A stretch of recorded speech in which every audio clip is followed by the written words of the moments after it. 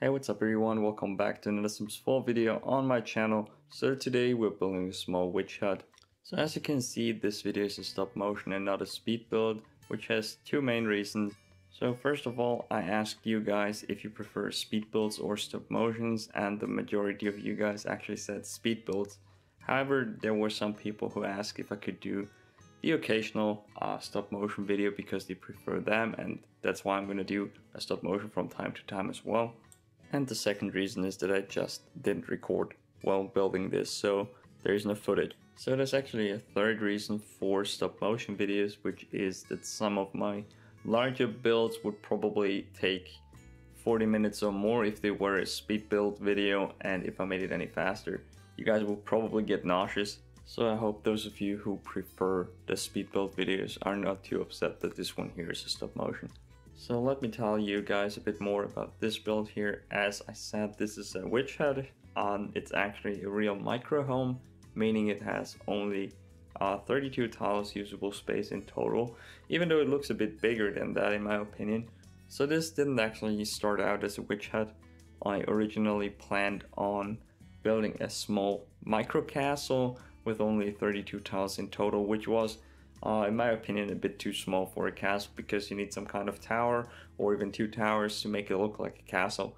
And by the time I had put down the general shape of the castle, I thought this looks more like some kind of strange crooked hut, and so I decided to go for a witch house instead, which I have never built before, so I thought this would be a good idea.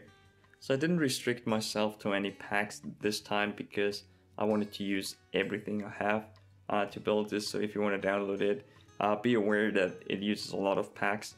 So as you can see, I wanted to make this look interesting and colorful, so that's also the reason why I used so many different types of wallpapers, wooden siding, stone bricks, and also different kinds of roofs, different colors for the shingles, and also a lot of different roof and wall decorations.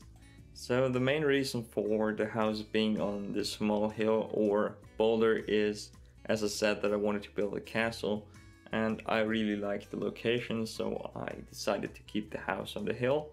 So the build process itself was a bit strange because I started building on a 20 by 15 lot, which is I think the smallest lot in Hanford-on-Bagley. I then moved to a bigger lot, which was the 30 by 20.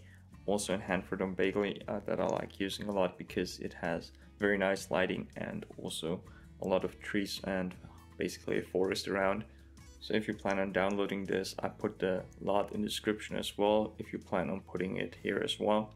So the main reason for moving to a larger lot was not really that I needed more space, but rather that I didn't like the surroundings of the smaller lot because it's in the middle of the village, which I didn't like for this build because I have all those plants and trees around it, and in my opinion it makes more sense to have it on this lot here because there is the forest in the back and there's less of a harsh transition between the build and the actual surrounding.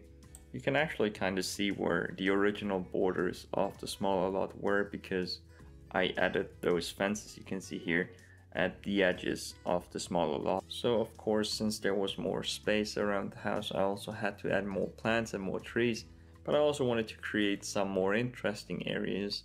So I also added a well on the left hand side and a small gardening area on the right hand side.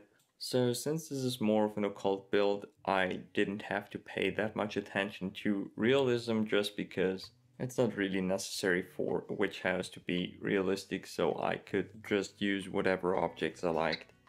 And here you can see the small gardening area I was talking about earlier, and you probably noticed that I put the wooden flooring on the ground here, and the reason for that is that if I added another platform here, the house wouldn't qualify as a micro home anymore because this would add like 30 additional tiles, as you can see.